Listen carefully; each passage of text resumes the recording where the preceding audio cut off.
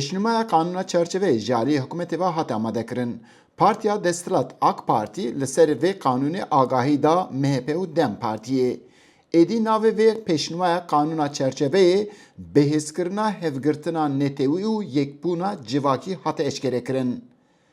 Hê ev kanûna çerçeveyê bawayekî fermî nehatiye belavkirin. Lê naverika wê da çi heye êdî tê nîqaşkirin. Li gor vî jî tê diyarkirin ku 6 meh wext dê bidin yên ku endamên rêxistinê vegerin û yên vegerin jî 3 sal ji bo wan serbestiyeka bi kontrol dê bibe. Pisporên siyasî derketina vê kanûnê girîng dibînin. Li gorî wan heke bi vê kanûnê aştiyeka mayînde pêk were li Tirkiyê jî dê gelek pirsgirêk çareser bibin. Türkiye'de yaşayıp da Li Tirkiyeyên ku dijîn pêdiviya hemûyan bi aşîtiyê heye. Ji bo vî jî heke demokrasiyeke mayînde were avakirin, rêya aşîtiyê jî dê vebe. Ana li ser kanûna çarçoveyê xebatêk heye. Hê navarok zêde zelal nebe jî lê pêdiviyê ku ev kanûn ti kesî ji derve nehêle. Heke piştî van xebatan komerekê demokratîk were avakirin, wê gavê mafên her kesî jî pêkanê were parastin û ev yek jî bive nevê wê aşîtiyeke mayînde him li welat û him jî li ser herêmê xwe diyar bike. Heke çareseriyek tê xwestin xêrî vî jî rênîne.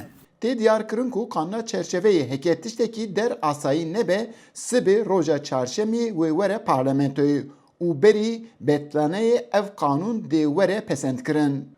Kurd di warê kanûnê da hin fikarên wan hebin jî lê ew radigînin ku bila ev kanûn ti kesî li der nehêle û çareseriyeka mayînde bîne.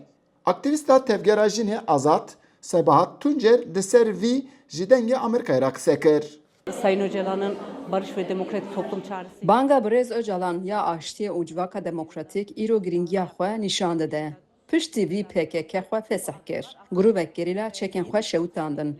Hin kes jî ji sînor vekişiyan. Dikarim bêjim ku barên ku ket ser milê wan ewan anî cî. Lê îro pêdiviya ku desthilatî jî barê ku dikeve ser milê wî cî bi cî bike. Ji ber vî jî kanûna çarçovê pêdiviya çareseriyeka berfireh bîne û rêya aştiyê veke. Heke di vî warî de gavên erênî werin siyaseta Kurd jî êdî dixwaze ku bi rêya çek na bi rêya siyasî pirsgirêkan çareser bike. Hêjayê diyarkirinê ku serokê grûpa AK Partiye Abdullah Güler berî ku kanûna çarçeveyê were parlamentoyê îro serdana partiyên siyasî kir. Partiyên opozisyonê jî radigînin ku dema kanûna çarçeveyê were meclisê ew ê jî li gorî wî nêrînên xwe diyar bikin. Eyüp Demir, Dengê Amerîka, İstanbul.